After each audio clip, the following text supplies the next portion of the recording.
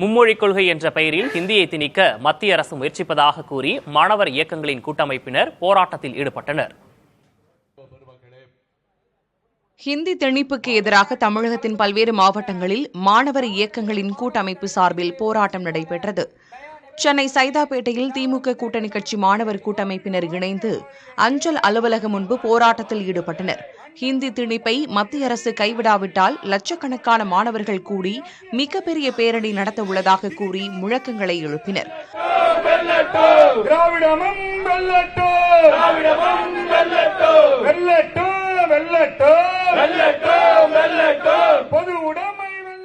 மும்மொழிக் கொள்கை என்ற பெயரில் ஹிந்தியை திணிக்க மத்திய அரசு முயல்வதாக கூறி சேலத்தில் மாணவர் இயக்கங்களின் கூட்டமைப்பினர் ஆர்ப்பாட்டத்தில் ஈடுபட்டனர். சேலம் கோட்டை பகுதியில் உள்ள ஸ்டேட் பேங்க் முன்பு நடைபெற்ற ஆர்ப்பாட்டத்தில் 100க்கும் மேற்பட்டோர் கலந்து கொண்டு மத்திய அரசுக்கு எதிராக முழக்கங்களை எழுப்பினர்.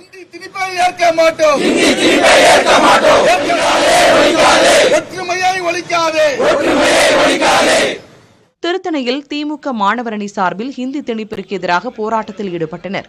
முன்னதாக மத்திய அரசை கண்டித்து கமலா திரையரங்கம் அருகிலிருந்து BSNL அலுவலகம் வரை பேரணியாக சென்றனர்.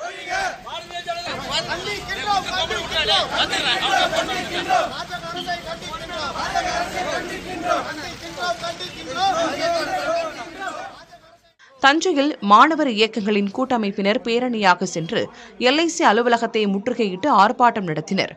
மதுரை மாவட்ட மேலூரில் திமுக சார்பில் மும்மொழி கல்விக் கொள்கைக்கு எதிராக நடைபெற்ற ஆர்ப்பாட்டத்தில் ஹிந்தி எழுத்துக்களை கருப்பு பெயிண்டால் அழித்தனர். இதேபோல காஞ்சிபுரம், விழுப்புரம், கிருஷ்ணகிரி உள்ளிட்ட மாவட்டங்களிலும் ஹிந்தி திணிப்புக்கு எதிராக ஆர்ப்பாட்டம் நடைபெற்றது.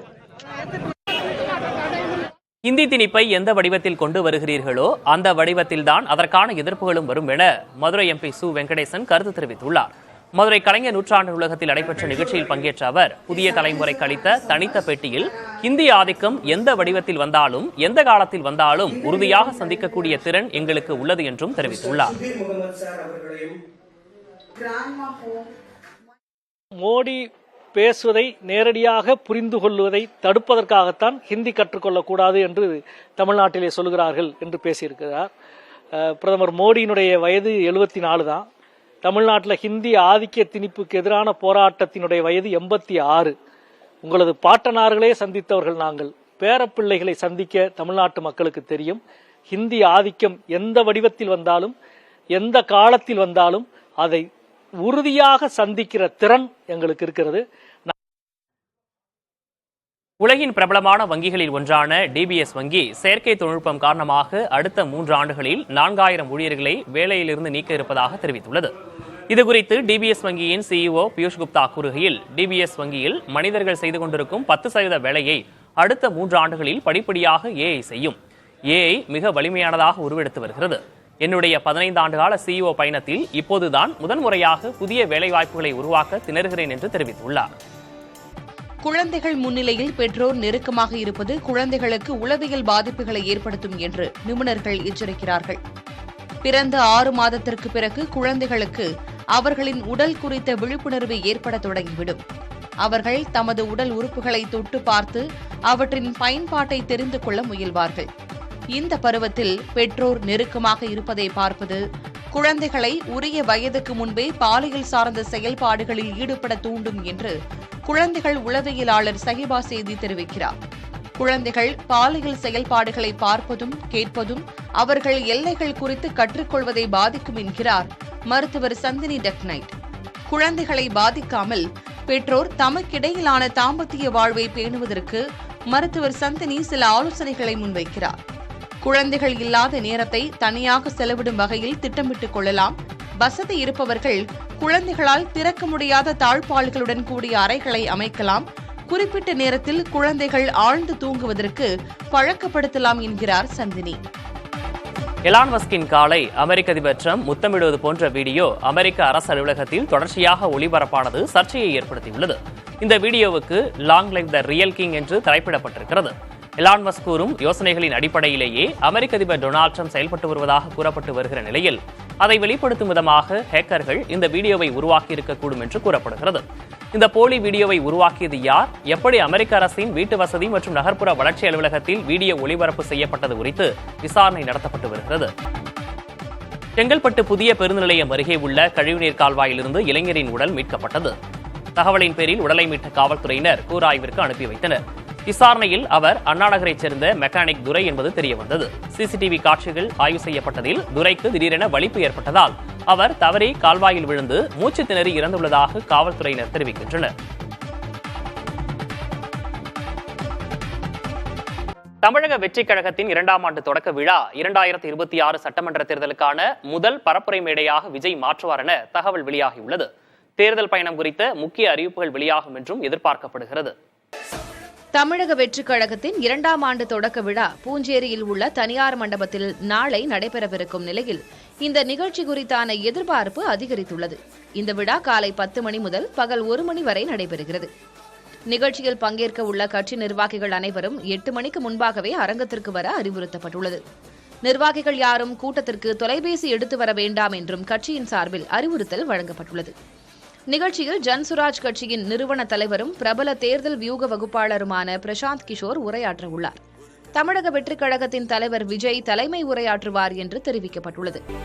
2026 சட்டமன்ற தேர்தல் நெருங்கி வரும் நிலையில் சட்டமன்ற தேர்தலுக்கான முதல் பரப்புரை மேடையாக இதை விஜய் மாற்றுவார் என்று தெரிவிக்கப்படுகிறது. கட்சியின் உட்கட்டமைப்பு, நிர்வாகிகள் நியமனம் 90 விழுக்காடு முடிவடைந்திருக்கும் நிலையில் கட்சியின் அடுத்த கட்ட பணிகள் குறித்தும் விஜயின் மக்களை நோக்கிய பயணம் குறித்தும் அவர் பேசுவார் என கூறப்படுகிறது. பெண்கள் மீதான பாலியல் வன்கொடுமைகள் அதிகரித்து வரும் நிலையில் மாணவர்கள் மத்தியில் விழிப்புணர்வு கருத்தரங்கு நிகழ்ச்சிகளை கட்சி சார்பில் தமிழகம் முழுவதும் நடத்த வேண்டும் என்பது குறித்தான அறிவிப்பு வெளியாக வாய்ப்புள்ளதாக கூறப்படுகிறது. 3 மொழிக் கொள்கை, சட்டம் ஒழுங்கு பிரச்சினை மற்றும் அரசியல் சூழல் குறித்தும் விஜய் தனது பேச்சில் குறிப்பிடக்கூடும் என்றும் எதிர்பார்க்கப்படுகிறது. கட்சி சார்பில் பாஸ் வழங்கப்பட்ட நபர்கள் மட்டுமே உள்ளே அனுமதிக்கப்படுவார்கள் என கட்சி சார்பில் தெளிவாக தெரிவிக்கப்பட்டுள்ளது. தமிழக வெற்றிக் கழகத்தின் கொள்கை தலைவர்கள், குடும்பங்களைச் சார்ந்த நபர்கள் இந்த நிகழ்ச்சியில் பங்கேற்க வாய்ப்புள்ளதாகவும் கூறப்படுகிறது.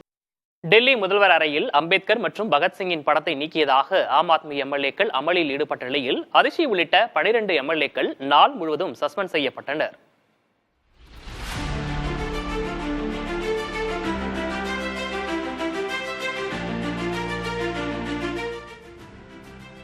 டெல்லியில் பாஜக தலைமையிலான புதிய அரசு அமைந்த பிறகு முதல் சட்டமன்ற கூட்டத்தொடர் 3 நாட்கள் நடைபெறுகின்றன.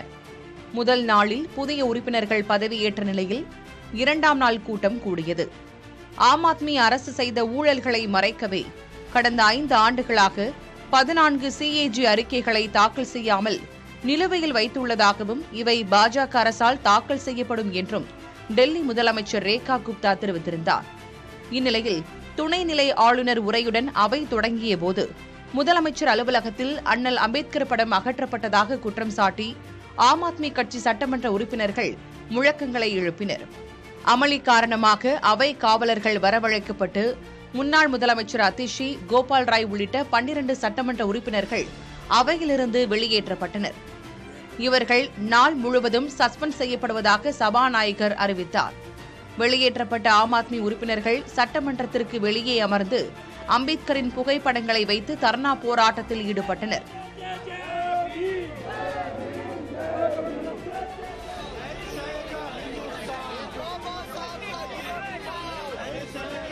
CAG அறிக்கையிலிருந்து கவனத்தை திசை திருப்பவே ஆம் ஆத்மி இதுபோன்ற நாடகமாடுவதாக அமைச்சர் மஞ்சிந்தர் சிங் தெரிவித்தார். புதிய தலைமுறைக்காக செய்தியாளர் ராஜீவ். ஆசியாவிலேயே மிகப்பெரிய டேட்டா சென்டர் எனும் தகவல் தரவு மையத்தை சென்னையில் தமிழக முதலமைச்சர் மு க ஸ்டாலின் திறந்து வைத்தார். அம்பத்தூர் தொழில்துறை எஸ்டேட்டில் அமைக்கப்பட்டுள்ள இந்த CDRLS தகவல் தரவு மைய கட்டடம் பூகம்பத்தை தாங்கும்படியும் வெள்ளம் உட்புகாத வகையிலும் வடிவமைக்கப்பட்டுள்ளது. இந்த தகவல் தரவு மையத்தில் அரசு மற்றும் தனியார் நிறுவனங்களின் முக்கியமான தரவுகள் சேமித்து வைக்கப்படும். சுமார் 4000 கோடி ரூபாய் முதலீட்டில் உருவாக்கப்பட்டுள்ள இந்த தகவல் தரவு மையத்தால் 500 நபர்களுக்கு வேலைவாய்ப்பு கிடைக்கும் என்று முதலமைச்சர் மு க ஸ்டாலின் தெரிவித்துள்ளார்.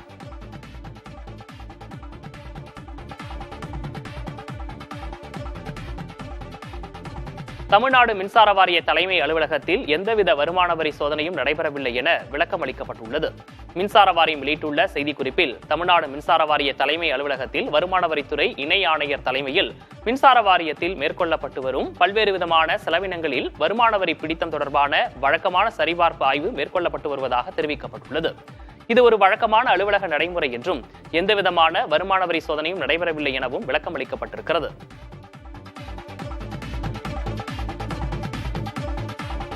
புதுக்கோட்டை மாவட்டத்தில் அறந்தாங்கி மற்றும் அதன் சுற்றுவட்டார பகுதிகளில் பரவலாக மழை பொழிந்ததால் வெப்பம் தணிந்தது. புதுக்கோட்டை மாவட்டத்தில் கடந்த ஒரு மாதத்துக்கு மேல் பகல் நேரத்தில் வெயிலின் தாக்கம் அதிகமாக உள்ளதால் மக்கள் தவித்து வருகின்றனர்.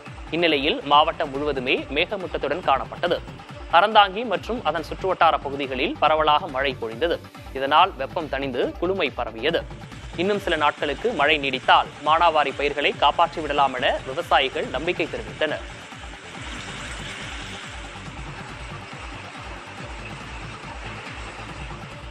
ஐந்து நாட்கள் சரிவிற்கு பிறகு மும்பை பங்குச்சந்தையின் சென்செக்ஸ் ஏற்றத்துடன் நிறைவடைந்தது.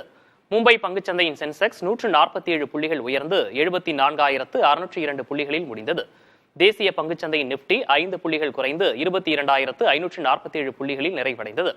இந்தியாவின் 3வது காலாண்டு பொருளாதார வளர்ச்சி குறித்த புள்ளி விவரங்கள் இந்த வார இறுதியில் வெளியாக உள்ளது. எனவே முதலீட்டாளர்கள் கவனத்துடன் பங்குகளை கையாள்வதே பங்குச்சந்தைகளில் அதிக ஏற்ற இறக்கம் இல்லாமல் இருப்பதற்கு காரணமாக கூறப்படுகிறது. முன்னதாக நேற்று அந்நிய முதலீட்டாளர்கள் 6,286 கோடி ரூபாய் மதிப்பில் பங்குகளை விற்பனை செய்த நிலையில் உள்நாட்டு நிதி நிறுவனங்கள் 5,185 கோடி ரூபாய் மதிப்பில் பங்குகளை வாங்கியுள்ளதாக புள்ளி விவரங்கள் கூறுகின்றன. அதிமுகவில் பிரிந்து கிடக்கும் சக்திகள் ஒன்று சேர வேண்டும் என தொண்டர்கள் விரும்புவதாக முன்னாள் முதல்வர் ஓ பன்னீர்செல்வம் தெரிவித்துள்ளார். பாமக கௌரவ தலைவர் ஜி கே மணியின் இல்ல திருமண விழாவில் பங்கேற்பதற்காக சேலம் வந்த OPS விமான நிலையத்தில் செய்தியாளர்களிடம் பேசினார். அப்போது கோவை வந்துள்ள அமித்ஷாவை சந்திக்க நேரம் கேட்கவில்லை என்றும் ஓ பன்னீர்செல்வம் கூறினார். 26 சட்டமன்ற தேர்தலில் ஒருங்கிணைந்த அதிமுக அனைத்து இந்திய அண்ணா முன்னேற்ற கழகம் இணைந்து செயல்பட வேண்டும், போட்டியிட வேண்டும் தான் தொண்டருடைய கருத்தாக இருக்கிறது. அப்படி நடந்தால்தான் வெற்றி பிரகாசமாக அனைத்து இந்திய அண்ணா. கள்ளக்குறிச்சி விஷச்சாராய வழக்கில் கைதான இருவரின் பிணை மனுக்களை சென்னை உயர்நீதிமன்றம் தள்ளுபடி செய்தது. கடந்த ஆண்டு ஜூன் மாதம் கள்ளக்குறிச்சி கருணாபுரத்தில் விஷச்சாராயம் குடித்து 67 பேர் உயிரிழந்தனர். இந்த வழக்கில் 21 பேர் கைது செய்யப்பட்டனர். இதில் கண்ணுக்குட்டி, தாமோதரன், விஜயா, பரமசிவம் ஆகிய 4வரும் பிணை கோரி சென்னை உயர்நீதிமன்றத்தில் மனு தாக்கல் செய்தனர்.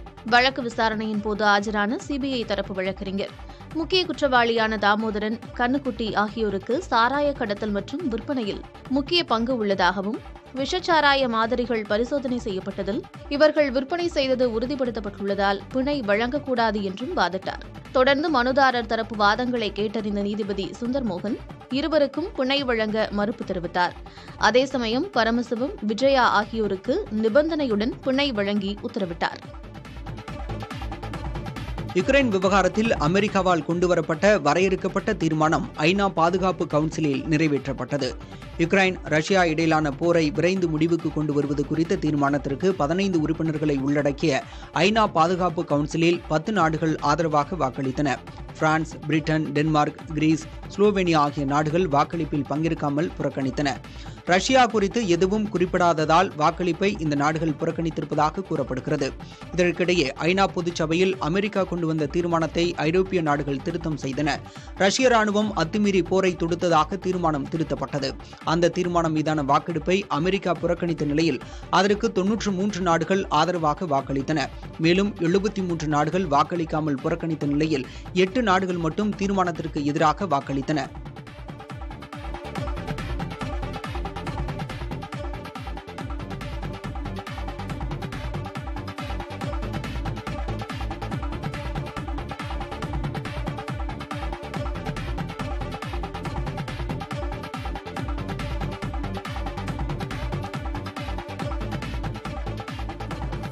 யுக்ரைனுடனான அமைதி பேச்சுவார்த்தையில் ஐரோப்பிய நாடுகளின் ஈடுபாடு இருப்பதில் தனக்கு எந்த பிரச்சனையும் இல்லை என ரஷ்ய அதிபர் விளாடிமிர் புட்டின் தெரிவித்தார். யுக்ரைன் விவகாரம் தொடர்பாக பேசிய புட்டின், அரிய வகை கனிம வளங்களை அமெரிக்காவுடன் பகிர்ந்து கொள்ள ரஷ்யா விரும்புவதாகவும் அமெரிக்காவின் உள்நாட்டு சந்தைக்கு அலுமினியத்தை வழங்குவதற்கான வாய்ப்பை ரஷ்யா ஏற்படுத்தும் எனவும் கூறினார். இது ரஷ்யா, அமெரிக்கா இடையே வர்த்தக, வணிக உறவுகளை மேம்படுத்தும் என்றும் புட்டின் சுட்டிக்காட்டினார். யுக்ரைனுடனான போர் நிறுத்தம் குறித்து பேசும்போது அமைதி பேச்சுவார்த்தையில் ஐரோப்பிய நாடுகள் ஈடுபடுவதை ரஷ்யா ஒருபோதும் எதிர்க்காது என தெரிவித்தார். செவ்வாய் கிரகத்தில் கடற்கரை இருந்ததற்கான தடயம் கிடைத்துள்ளதாக சீன விஞ்ஞானிகள் தெரிவித்துள்ளனர். இந்த கடற்கரை 300 ஆண்டுகள் பழமையானது என்று அவர்கள் குறிப்பிட்டுள்ளனர். சீனாவின் ஜுராங் ரோவர் செவ்வாய் கிரகத்திலிருந்து அனுப்பிய தகவலின் அடிப்படையில் விஞ்ஞானிகள் இந்த முடிவுக்கு வந்திருக்கின்றனர். இது தொடர்பான ஆய்வுக் கட்டுரையை PNAS ஆய்வு இதழில் சீனா மற்றும் அமெரிக்க விஞ்ஞானிகள் வெளியிட்டுள்ளனர். செவ்வாய் கிரகத்தில் தண்ணீர் இருந்ததற்கான தடயம் 1970ஆம் ஆண்டு முதலே கிடைத்து வருகிறது. இதன் அடிப்படையில் அங்கு கடல் இருந்திருக்கக்கூடும் என்ற கோணத்தில் விஞ்ஞானிகள் தீவிர ஆராய்ச்சி மேற்கொண்டு வருகின்றனர்.